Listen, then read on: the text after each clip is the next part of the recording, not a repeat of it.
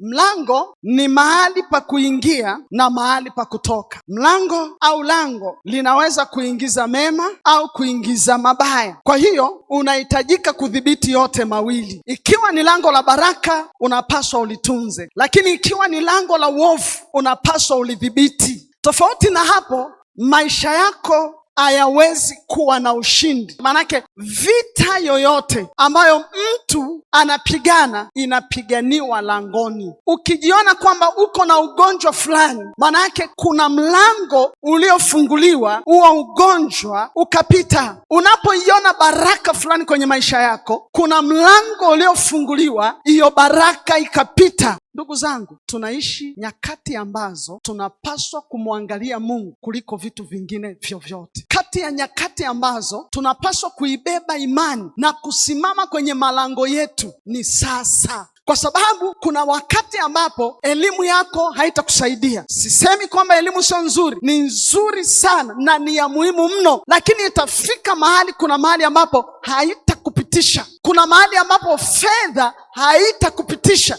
Ni nzuri mno na ni ya muhimu, lakini kuna mahali ambapo haitakupitisha. Kitakachokupitisha ni imani katika neno la Mungu.